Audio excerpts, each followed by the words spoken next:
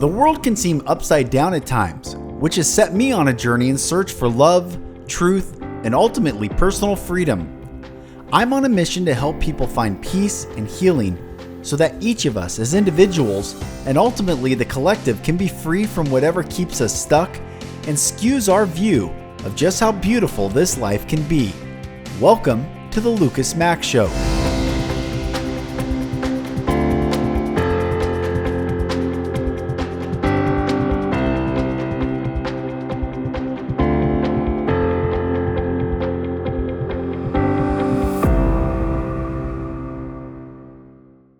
Hello, brothers and sisters, and welcome back to another episode of the Mack Show. I am Mack. Thank you for joining me, sending you love wherever you are around the world. I'm really honored today to have my friend and brother, Roman Lifson, on the podcast, who I met at a retreat. I recently had his wife, Hallie Lifson, on a few episodes back, and she's a beautiful soul, and so is Roman. And he tells a really fascinating story of his own life growing up in a communist country without any spirituality whatsoever, and then moving to the United States, and how he, on his path, found a beautiful healing spiritual experience that he is now bringing along with his wife to people around the world. And it's such a beautiful episode. And Roman, I love you, brother. Thank you for joining, and everyone enjoy. All right, brothers and sisters, like I said, what a treat this episode is. I get the honor of having my brother Roman Lifson on, and for me, it's a great honor to call him that. We met, like I said, at a retreat, and I still feel it. Just an absolute beautiful experience and healing and grounding. And Roman, I'm so glad and honored to have you on the podcast. So thank you for coming on. Well, thank you for the invitation. It really is an honor for me, and it was so wonderful to meet you. And I think, as I told you when we first met, it was not by accident. It was, I think, the universe conspired to bring us together for a multitude of reasons. So I'm really glad to keep the connection, and always enjoy talking with you. Same. Thank you. Well, we talked beforehand, what are we going to talk about? And I always said, well, I love to start with people's story and, the background. And you have a very, I think, fascinating background, but also what you're doing today. And so if you don't mind sharing, where you grew up, but then also how you grew up. Yeah. So my background is a little different. I was born in Moscow, Russia, which at that time was the USSR, and spent the first 10 years of my life there. And then my wonderful parents picked up everything, left everything they knew for the promise of a freer and better life, and immigrated. And we managed to get permission to enter the U.S., and they really lived the American dream. My father was a neurosurgeon. He got recertified to practice medicine here by being the first one to pass both of the recertification exams on the first try. Wow. And and I'm eternally grateful to my parents for making the sacrifice, making the huge gamble. I grew up we settled in Minnesota. People joke that, it must have been because the climate was similar to Moscow. So, and then I was there through high school, and went to college in Massachusetts, went to law school in University of Virginia, and then started practice in California, and then find my way back to Virginia. Now it's been, 27 years ago, which is seems like a long time. And that's where my wife Hallie and I met, who you've had on your podcast. So she's a hard act to follow. So I'm going to try to hold up our family on. Oh, well, growing up in that first 10 years, I mean, do you have memories of Moscow? Do you have memories of what that world was like at the time? Yeah, I have a lot of memories. It was definitely, the common impression of the oppressive communist regime are generally accurate. I knew from a very early age that there were many things that you could not say, that many people you could not trust, many things you could not read. It was. I remember that, and just from a daily pragmatic perspective, I remember lots of lines, and people would stand in line for hours without knowing what they're standing in line for, because they figured if there was a line outside a store, chances are it was something that they didn't have and they would like to have. Wow. So we spent a lot of time doing that. So it was a fair amount of yeah, I mean hardship in relation to what we're used to in the Western world. Yeah. But the overall ambiance of an oppressive totalitarian regime certainly made an impact on me as a very young child. Right. Well, I'd imagine it's I when I was in China in 2018 and in 2019, I I had never experienced a communist country like that, before, and it's unnerving. And I was talking to a friend about it yesterday. We had a conversation, and just I've traveled all over the world. You and I have talked about that and what I've seen and what I've experienced. But it felt, the people are beautiful, but the environment is terrifying. It really felt like don't stand out. That's what my impression was, just don't stand out and keep moving. Like don't, and that's brutal for the expression of love and exploration and just the human journey. Yeah, it's when I've gone back once about, gosh, now it's been 11 years ago. Mm. Hallie and I took my mom and three of our children back there, and I told them, look, people are going to know immediately that we're Americans. How are they going to know? It's like, well, when you, for example, when you're on the subway and you see people's faces, there's no eye contact, there's no smiling. People are just going through their days, just trying to survive. Yeah. And so there's not much luxury beyond that. And that was certainly the case then. And there was a lot of distrust. I mean, for example, the Soviet system had note cards at every post office that anybody could fill out anonymously to tattletale on their neighbors, true or false.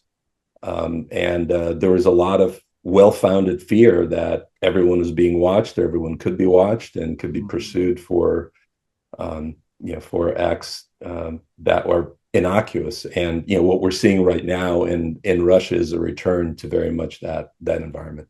Yeah. How did your parents, I mean, how were they able to move and leave? Yeah, it was in the late 70s when there were quite a few people were being let out, and a lot of people were being kept in. So it was a huge gamble, and my parents applied for permission. I remember to this day there was of course, the Soviets made it as difficult as possible. So I remember on our dining room table there's a stack of papers probably this high that they had to gather. It took months and months.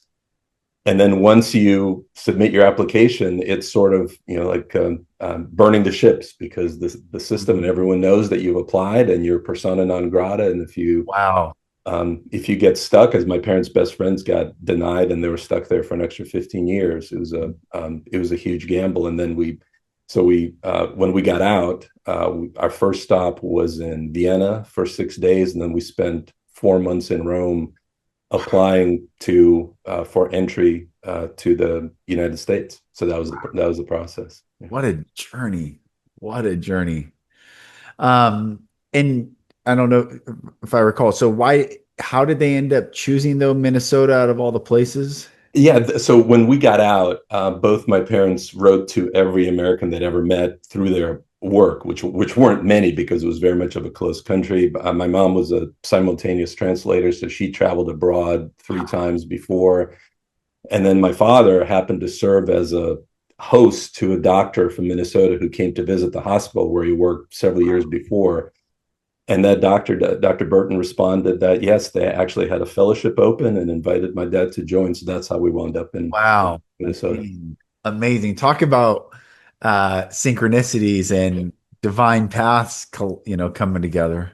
Yeah, yeah. So, Well, one of the things that I think was beautiful when you and I first met is just also learning, you have a Jewish, I mean, you're Jewish, Ashkenazi, or I don't know, whatever, right. but that European, um, European Russian Jew, what or how many generations before were they more the identity of like Shabbat on Friday night? Was that your parents' grandparents? Yeah, my growing up, obviously in Soviet Russia, religion was completely banned, and I Right. really grew up with no religion and not really no identification with the Jewish heritage. We had Jews stamped on our passport, so that was nice, Wow. predictable consequences. Wow. Um, but my paternal great grandfather was a rabbi in a small Russian village. So going back that many generations. Wow. But then the Soviet system really beat that out of people for the most part. So I really grew up without much of a religious upbringing at all. Um, and that pretty much continued, so my kind of faith is more in the kind of the spirituality Yeah. Yeah. side rather than the religious side. But it's a fascinating I don't know, it's a fascinating observation of what this, I call it the machine, will want to do is stamp out any personal identification that separates itself from the machine itself. It's almost like the Borg in using Star Trek, and I'm not a big sci-fi person, but I do know that when the Borg comes, it absorbs everything into itself without any unique identification. And that's what I think we're waking up to as humans right now, separating ourselves from that Yeah, well, it's just the governmental systems and any kind of systems, also the religious church systems. Yeah. historically Yeah. operates on control, and all Yes. those systems find ways to control people. And Soviet Russia, certainly it was, let's eliminate religion altogether.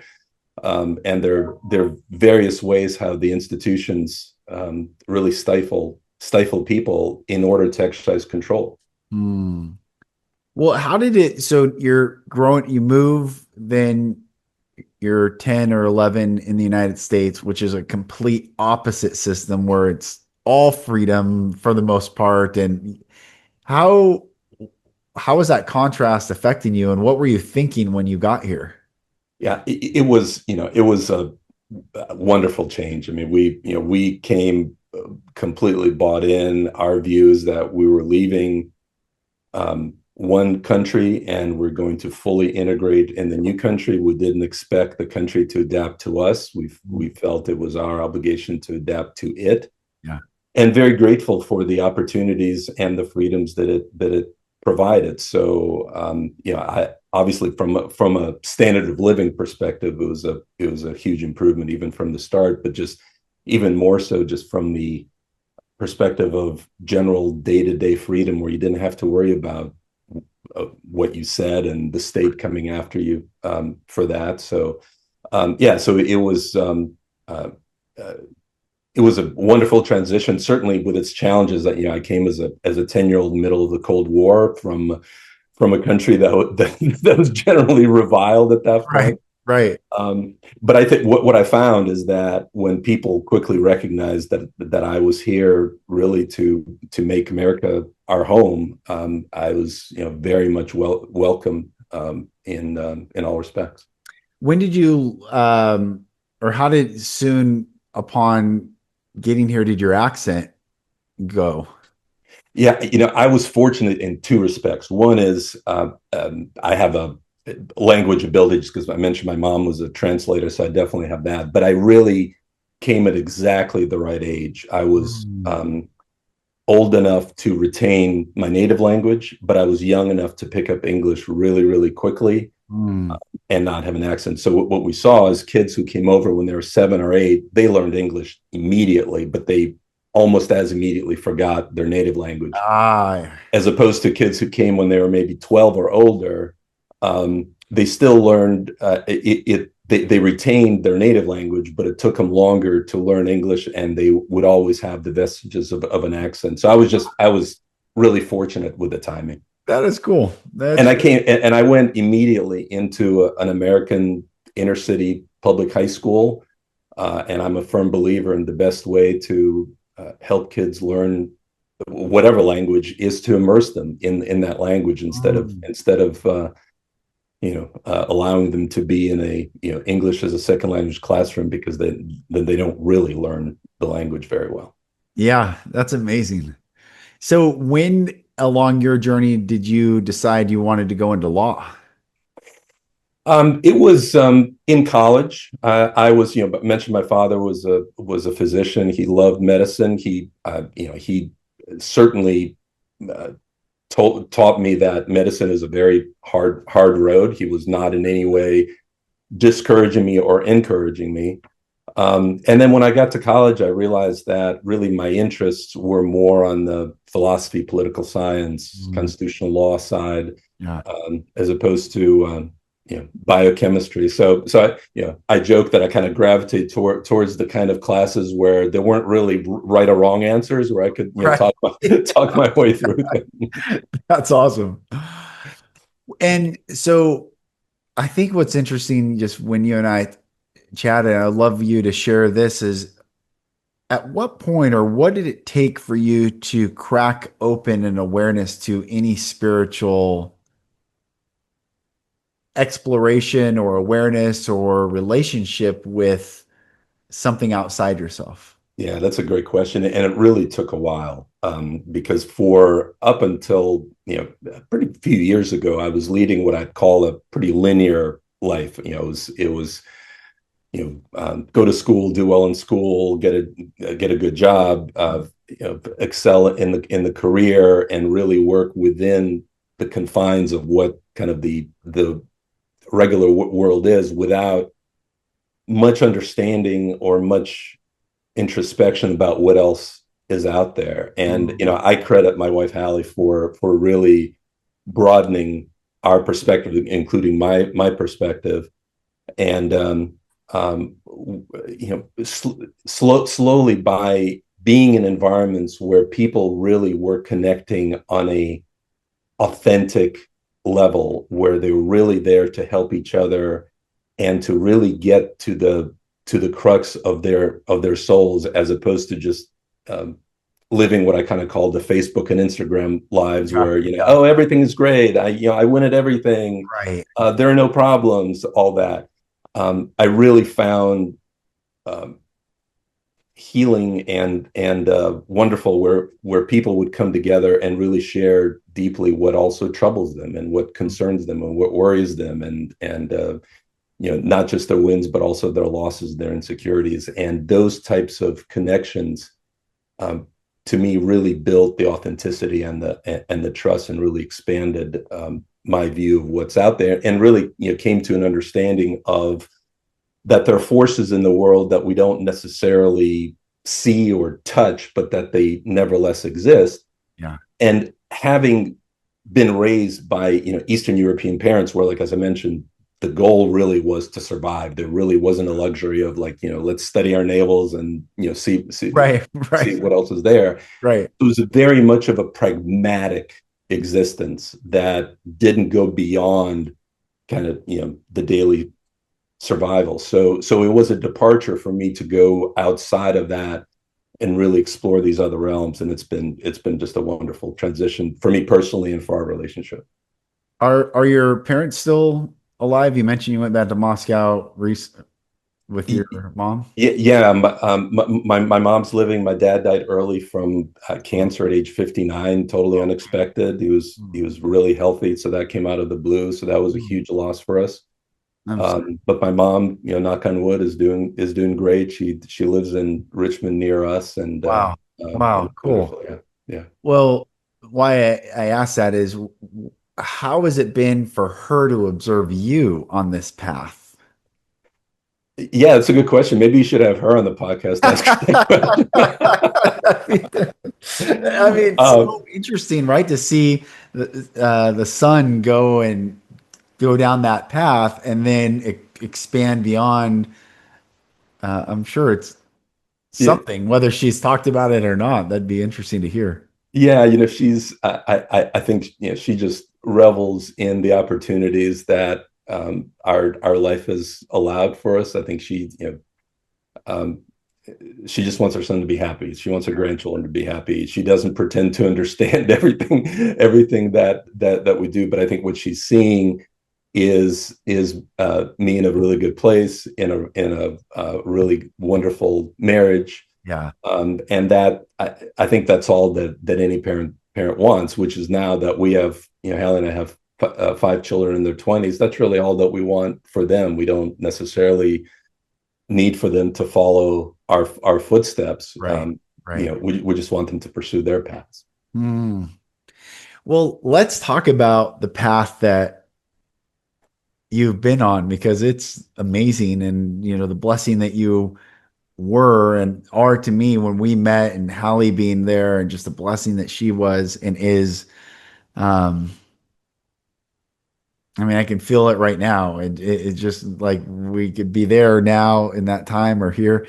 Um, Walk me through just what are you doing and what you and Hallie are up to, but then just the journey into that space. Yeah, we really try to think about what is it that we have to contribute. Mm, And there, we've gone to a lot of programs, including the retreat where we met you, that have been wonderful. We've learned a ton. We've met some great people, yeah. and all of them and all of the leaders of those programs have their own special things that they can share. So we try to think about what is it that we have to contribute, because for both of us, we get the most satisfaction from really deeply interacting with people and helping them in any way that we can. Mm, So for us, I think what we really have to share is this, our vision of divine union. We've been together now for 17 years. We've been married for 15. We've raised 5 children. Like I mentioned, we had yeah. 5 teenagers in the house at one point. It was by no means an easy road, but it was a wonderful road. Mm, But through those experiences, and we both of us also had prior relationships that didn't work. So we've learned a lot about yeah. how for two people to really help each other and reach this divine union and create a relationship that is fueling for both parties, in which they can help each other, they can be happy, and they can also go out in the world and help other people. So for us, really working together to create those experiences for people, and especially help couples to deepen their relationship. Mm, And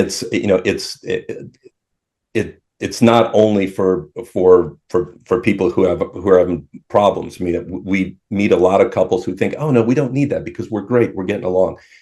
Well, what we found is that there always is a deeper level. There's always another plane that you can get to, and mm, deepen and improve a relationship that already is wonderful. yeah.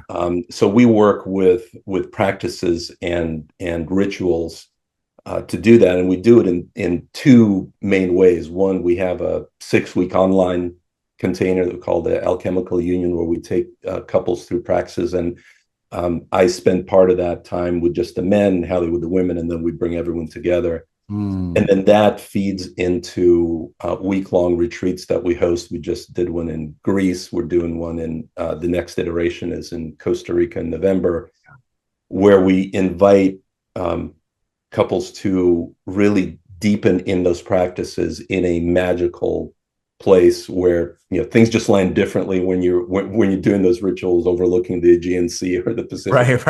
Right. Right. Um, and combine a wonderful getaway, but with also some really deep inner work and practices that people can carry away Mm, um, in the future. And also, we had a couple of people come with us to Greece who are singles, and they said, you know what, this really helped me fine tune and really define what I'm calling in the type of divine union that I want. wow. So anyway, That's really, long yeah. long answer to your question. No, that's beautiful.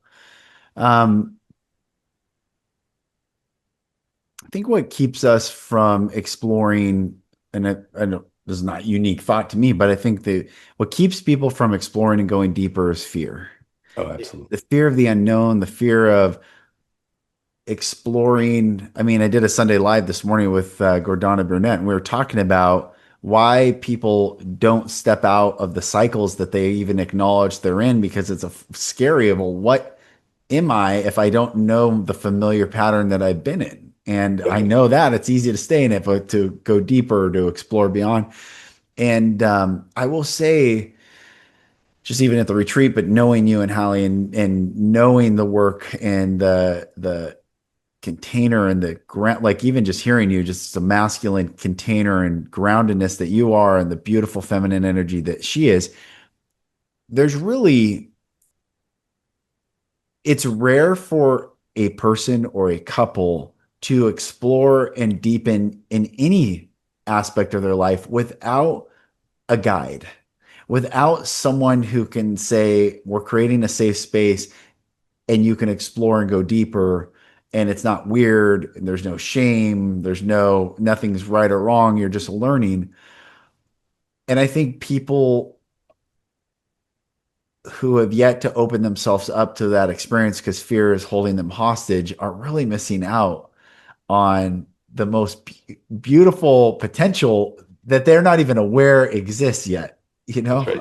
right. Yeah, you put your finger on it. The main obstacle to me of people getting to their inner selves and to be able to connect with others is the fear of judgment. It Mm. is the fear. It's easy for us to talk with people about how great our lives are, how much we've succeeded, how wonderful our children are, how Yeah. great work is going, that everything is rosy. Because we don't fear that what's going to come back to us is judgment. Right.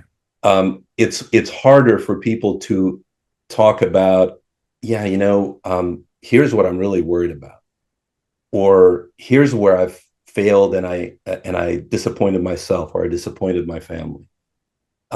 Here's where my shame really lies.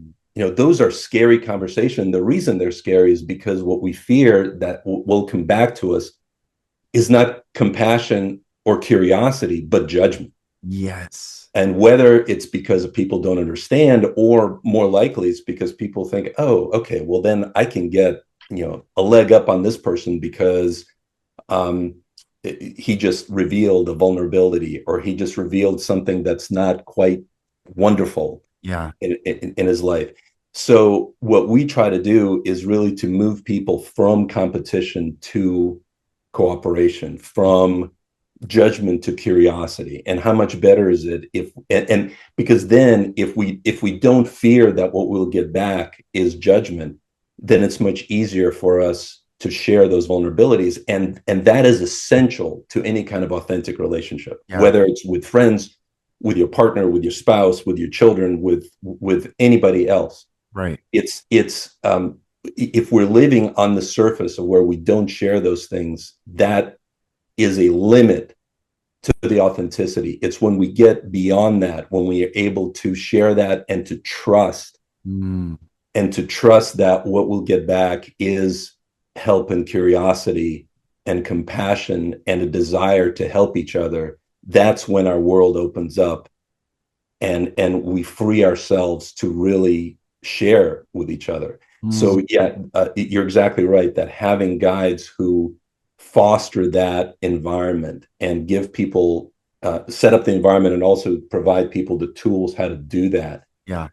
is what's essential, and that's what gets us to the types of relationships where we keep wanting to come back to each other and say, look, these are the people That's we it. want to be with. And That's those are also, and that also feeds into discernment about what types of relationships really serve us. mm. And what we found is that, yeah, we've had lots of wonderful friends and we've done things with them, but where the relationships that are really authentic, where the relationships with people with whom we can have this kind of exchange. Yeah. And we've really decided to invest our time and resources and energies into pursuing those relationships, regardless where they are. Yeah. That's so beautiful. It's so beautiful. And just knowing what's available, like where you and I met, that for me, that was, I've done you know, a lot of work, a lot of healing, facing every dark, dirty, all the stuff that I've journeyed in different containers, but the container you and I met in, that was like the stretchiest thing for me ever. And, and yet it was so beautiful. And it was for me learning like this is a world that I didn't even understand. I didn't even know that it existed. And there's lots of paths from that mile marker that you could go down, but the one that you and Hallie are leading and providing and creating for people, I am so um it just makes me happy. Just the conversations, listening to you talk, seeing you and Hallie interact, how you hold space for each other. It was like, this is incredible. And I just Well, think couples don't know that this is available. yeah. Well, thank you for that. And I got to say, Luke, you've gone through so much, and your your willingness, not just ability, but your willingness to face what you've had to face is an inspiration to me. Because I've gone through various things, but I had wonderful parents, and I didn't have kind of the direct childhood wounds. Yeah. Um, and there's so many people who've had those wounds, who've not been able to get past them, and I've certainly run across and worked with a lot of those people. Right. And you really have, and you've walked a tough road. So your path and your dedication to it is really inspirational to me, Brother. I sense that immediately. And then I'm just so grateful every day for Hallie. She's just a magical creature. I Yeah. tell this story because it kind of captures, I guess one of the turning points. We were at a music festival a number of years ago, and she's a trained priestess, and she works with anointing oils, and you Yeah. had this Yep. experience, and Yep. and I saw her going around and just having these very brief interactions with with people, in which, and there'd be like 1,000 people around, and she would be connecting with somebody so directly, so intimately, that after a few minutes, that person would walk away with eyes Yeah. as saucers, saying like, I don't know what just happened, but that was absolutely magical. Yes. Yes. And I saw that over and over, and all of a sudden it was like a light bulb, like a breaker switch going off for me, and I realized, my purpose is really to help her share that gift with people, because it's such a unique gift that benefits everyone she runs across. So that was really a shift in our lives, our priorities of where we're really devoting our time and resources, and that's why we really dove into all these programs and retreats and sessions. So, but that was just one of the kind of as a marker, that one really That's sticks out in my mind. And we love working together. It's we have it's also a gift that a lot of couples can't really work together. We have very different but very complementary skills. I can get the logistics down. I can get people from point A to point Z seamlessly, yeah. and she can create this incredible atmosphere. So we really enjoy doing it together. Amazing. As you're talking, one of the things that came up for me is the word intimacy. I think we might have heard it. I've heard it before. It's not unique for me saying this, but intimacy means into me you see. Yeah. And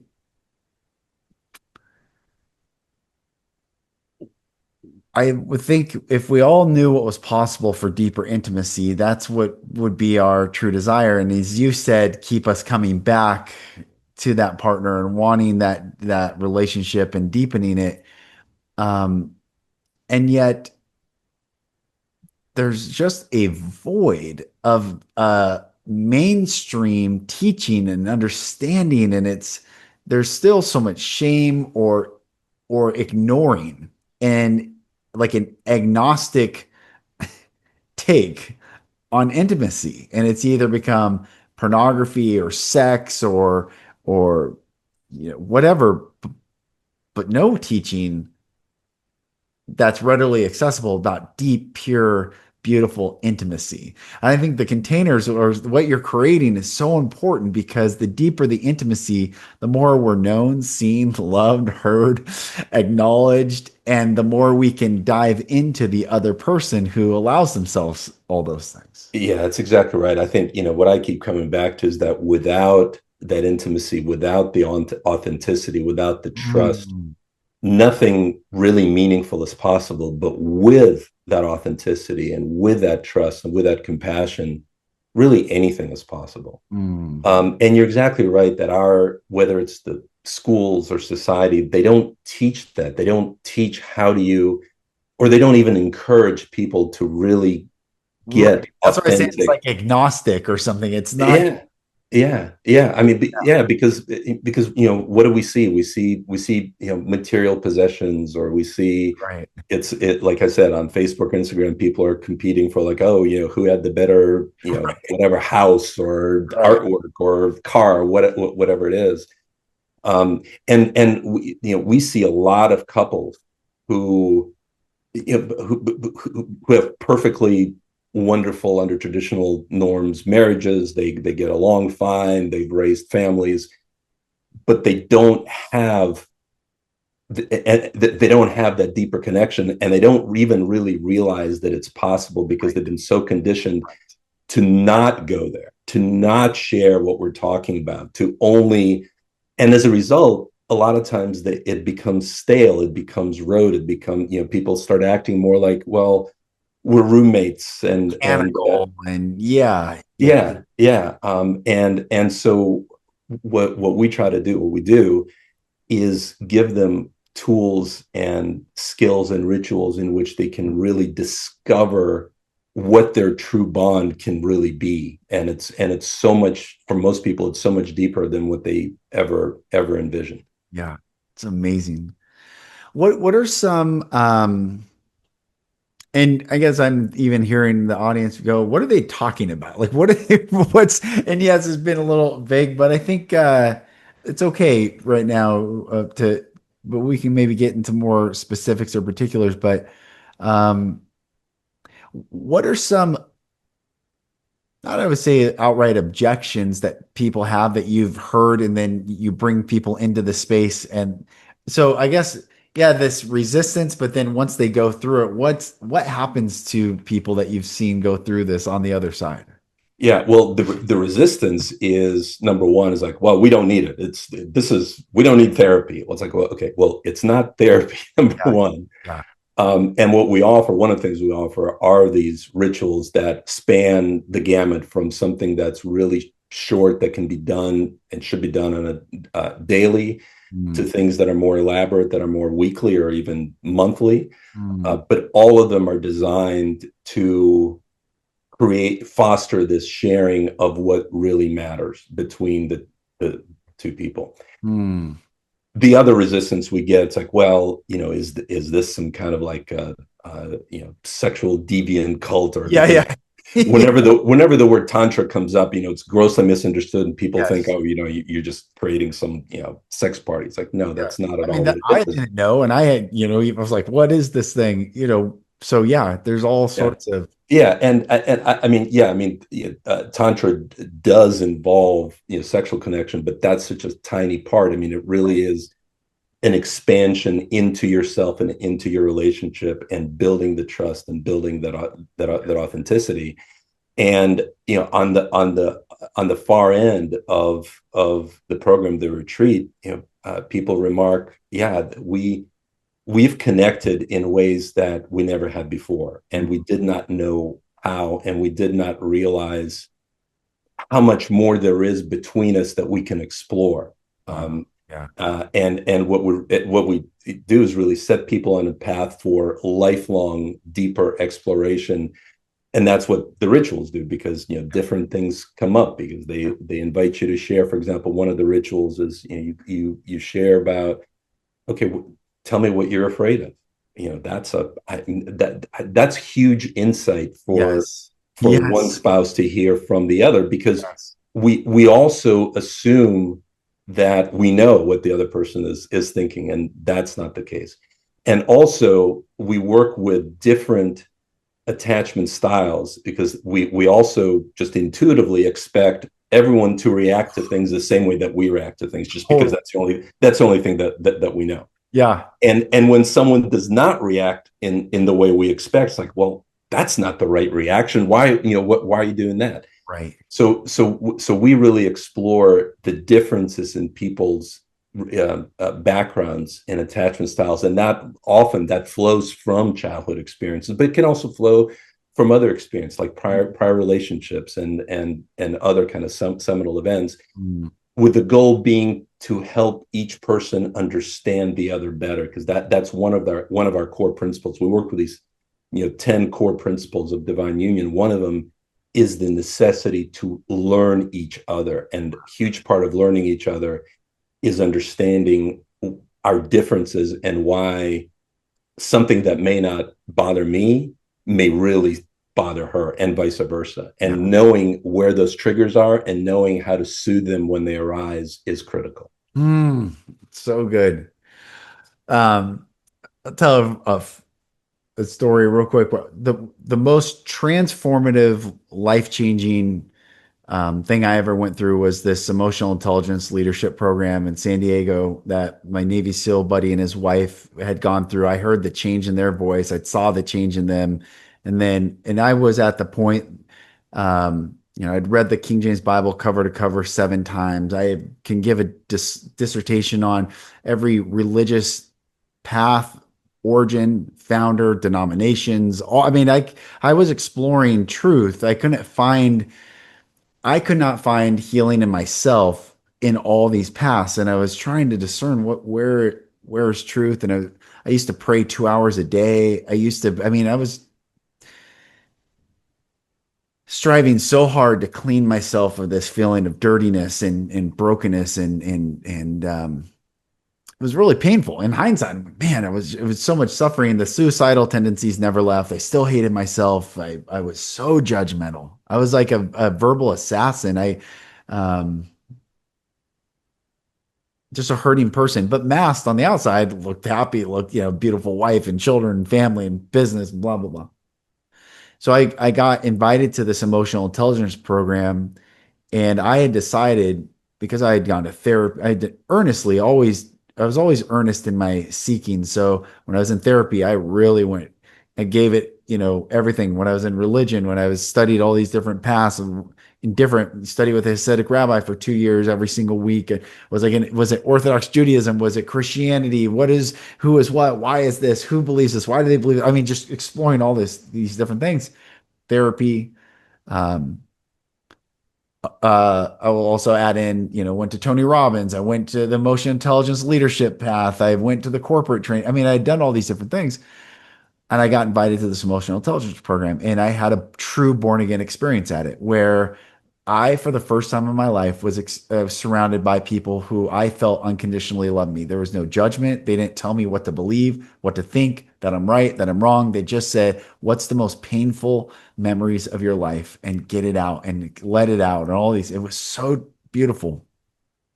And I'm saying this because you said first question is, what's your greatest fear? What fears do you hold on to? It's like, what a basic, beautiful, and honest question to get the truth out of people. So I go through this, and I have a born again, truly, I describe it as the first time I breathed air.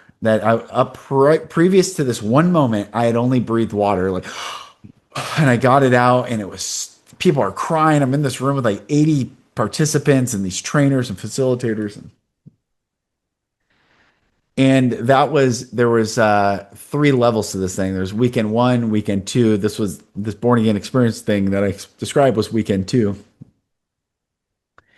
And then there was this third level that not everyone chose to join, but I joined the third level of this leadership training, which was a 3-month intensive leadership training. And we got together 3 weekends over a 3-month span.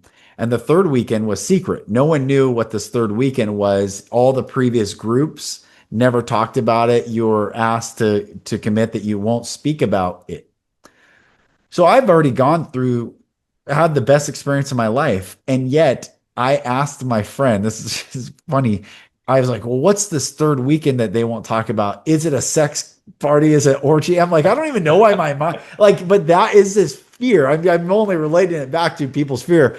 And I can tell you, and I still won't say what it is, not because anything that was weird is that the point was you have to have the full experience. It has to be experiential, and if you think you know, you go into it, you won't be present. And it was the most beautiful, transformative, heaven on earth experience I've ever had this third weekend of this thing, which was as far away as any fears that I had of what it was.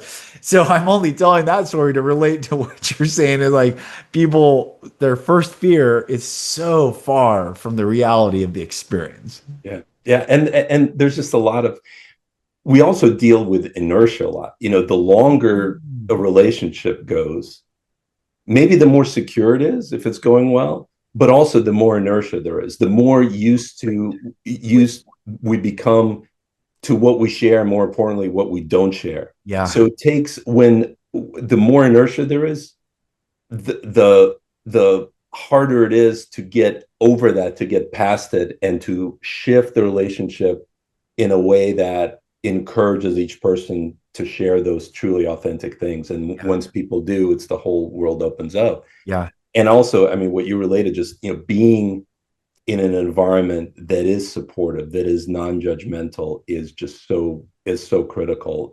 Both co-ed and men's. I've been fortunate to do a couple of men's retreats, and it was just so eye-opening, where just the power of men getting together, not for competition, not to one up each other, but to support each other and to help Yeah. each other and to love each other. Yes. It's those have been incredible experiences. So that's also what I kind of bring into my work with the men. Amazing. Amazing.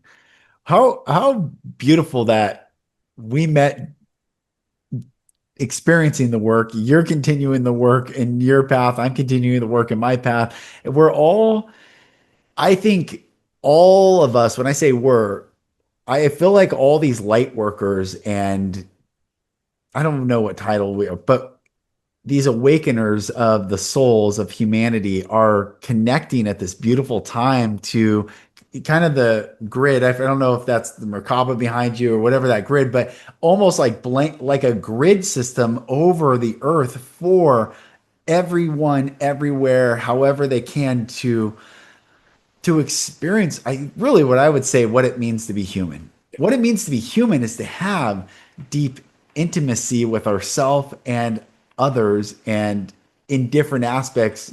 Some would it be considered, sexual or fit, whatever.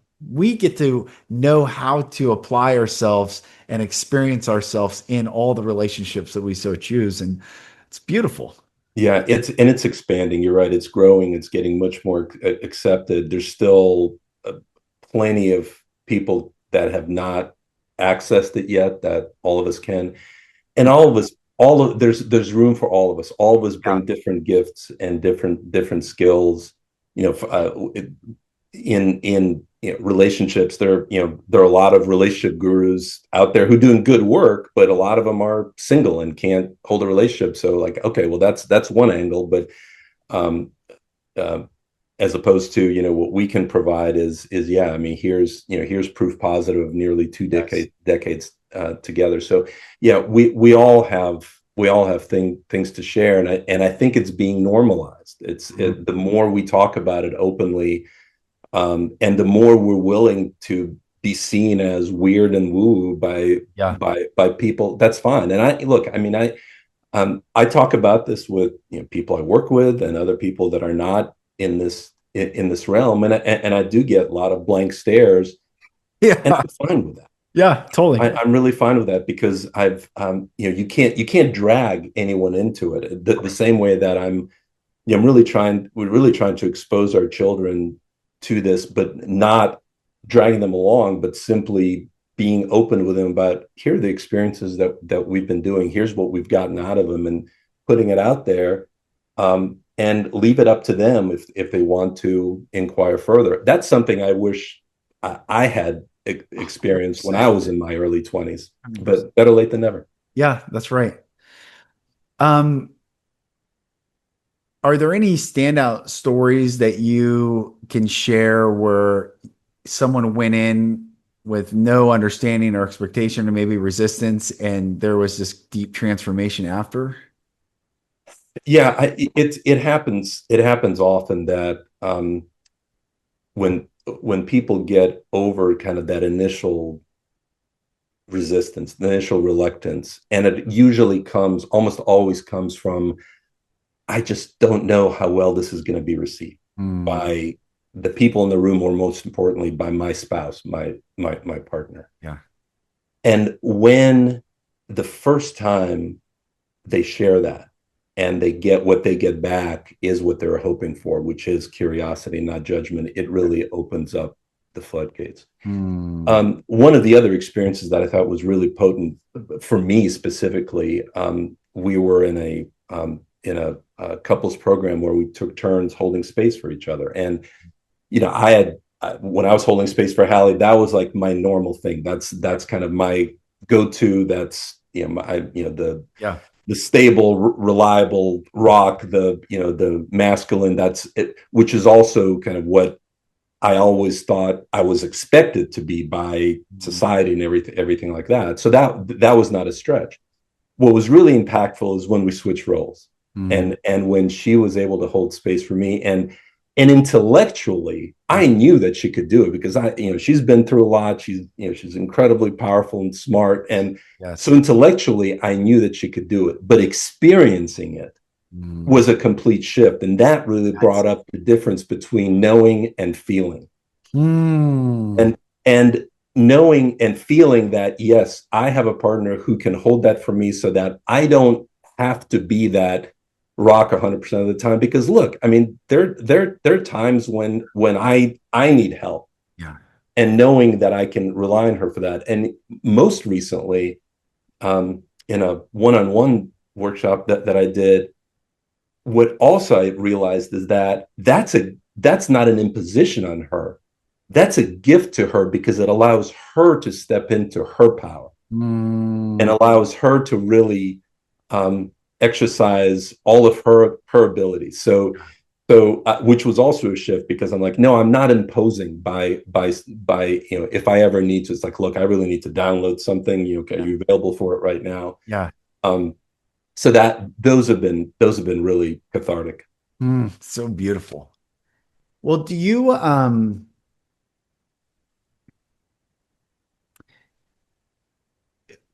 you've had these experiences yourself.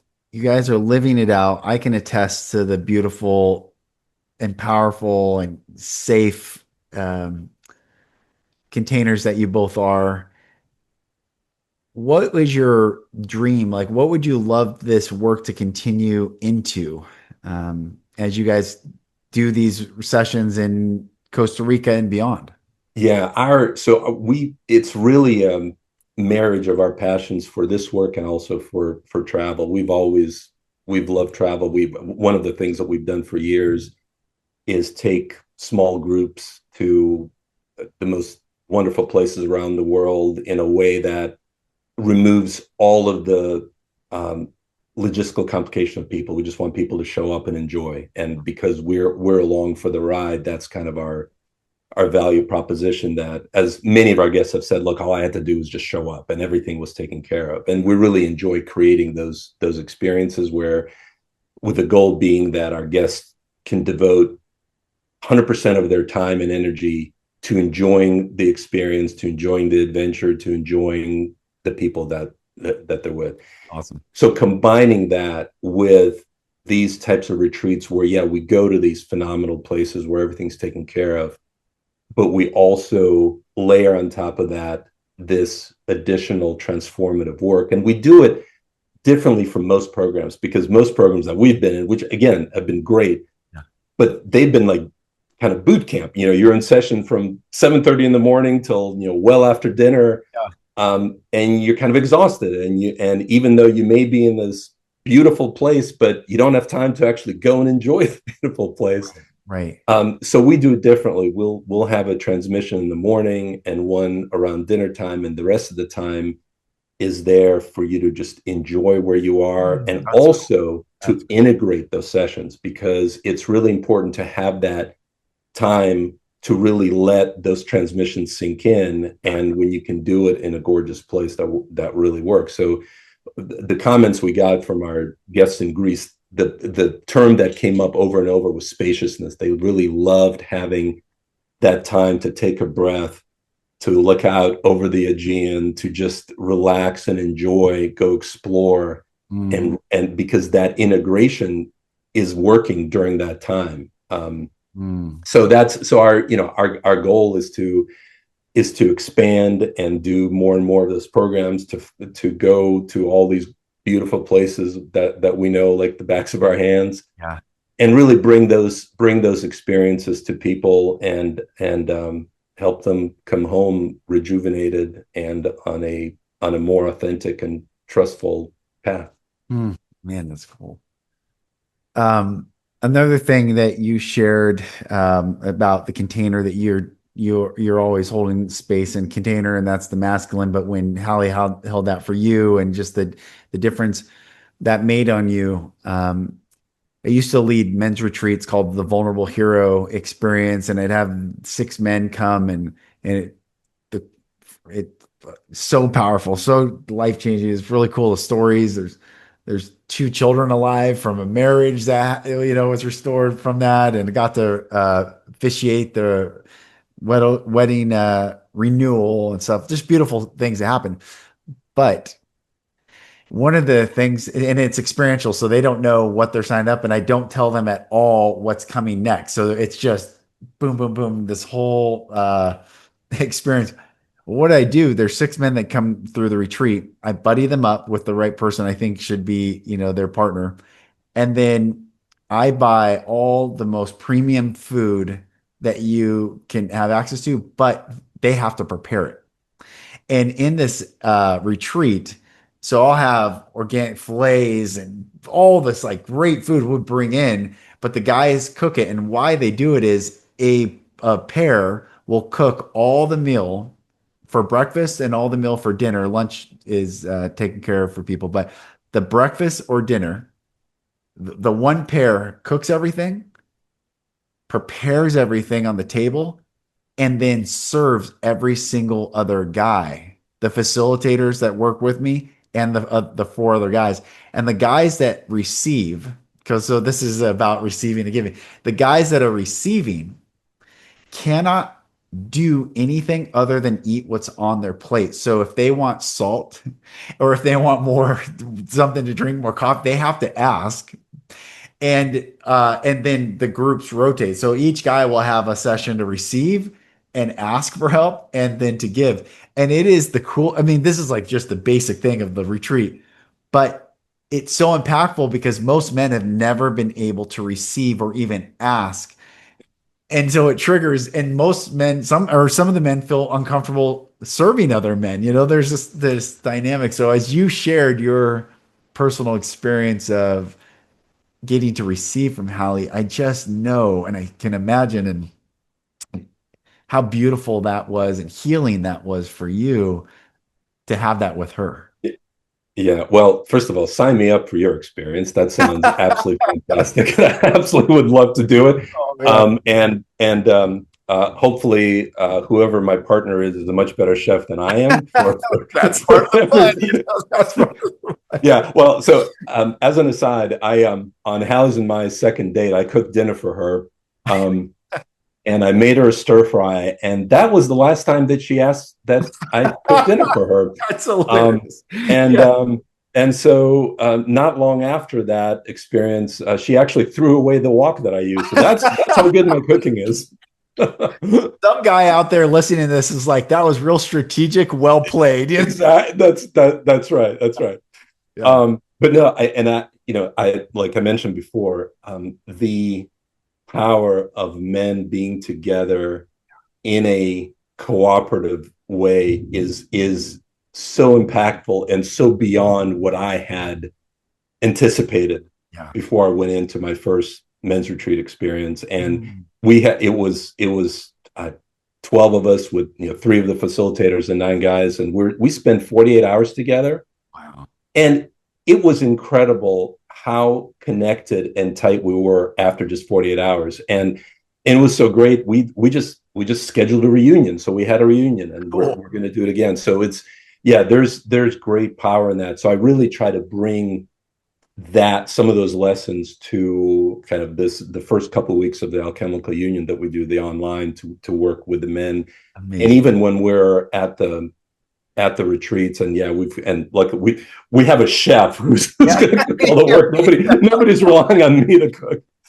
That's awesome. But yeah, we do things with just the men, so it's and which really helps us to show up in our full expression with the women, and just the ambiance of cooperation and support and non-judgment and non-competition. That's what we need. And in my law life, it's by its nature an adversarial process. So it's by its nature a competitive process, but there's way too much of it.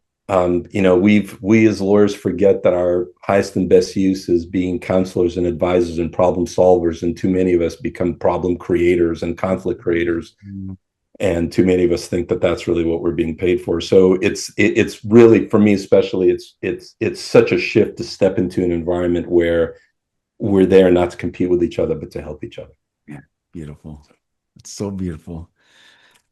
Oh, brother, I love you. I'm so glad we met, and I'm so honored to have you on the podcast and Hallie on the podcast. And and I'll put this in the show notes, but where can people connect and sign up for the Costa Rica or apply for it anyway, and follow your journey?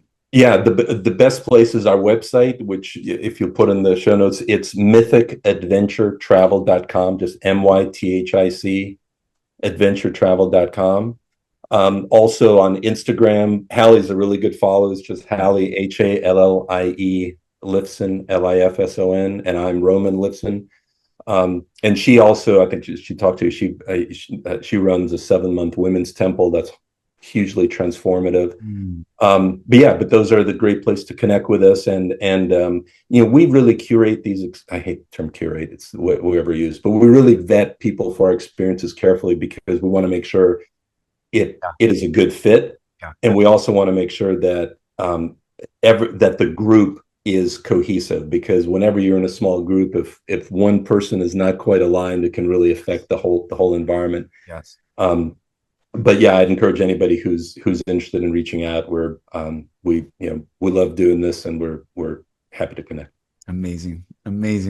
Well, I love you, brother. Thank you for coming on, and everyone, make sure you go check out Mythic Adventure Travel, and I'll put that URL in the show notes. And thank you, brother. I love you.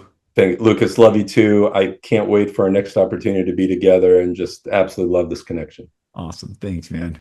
Roman, thank you again for coming on. Everyone, you can hear the truth and the authenticity and the groundedness from Roman. It was the same with Hallie. These are beautiful souls, and I highly encourage anyone listening to this who feels stuck in your own relationship with yourself or the relationship with your spouse, your partner, and you're looking for deeper intimacy, deeper self-love, deeper experience of what is possible in love, to go to one of these retreats with them. I cannot say enough about how much I love these two beautiful souls. So, Brother Roman, again, thanks for coming on. Everyone, go to the website. I put the URL in the show notes. And thank you for listening to this podcast. I send you love wherever you are around the world. Right now, I'm just getting one episode out a month. Life is so busy, but I'm dedicated and committed to continuing to bring episodes to you so that you don't feel alone on your journey. And that's why we share so much personal stories and the journeys that people take, so that you can feel safe to explore, know you're not alone and you're not wrong. You're just on the path of exploration. Seek, there's this verse, seek ye first the kingdom of God, and all these things will be added unto you. Seek, keep seeking, and seek within as you seek without. And you're going to find such beautiful truths awaiting you. And when you find truth, you find freedom. And when you find freedom, you experience more love in your life. And so it's a beautiful path to walk. And that's why I share these episodes. I am Lucas Mack. Thank you for joining, and I look forward to speaking with you on the next episode. Thank you for listening. If you're struggling to break free and need support, go to my website at lucasmack.com. There you'll find resources like videos and ebooks, and also information on how to work with me for coaching. Thank you again, and I'll talk to you soon.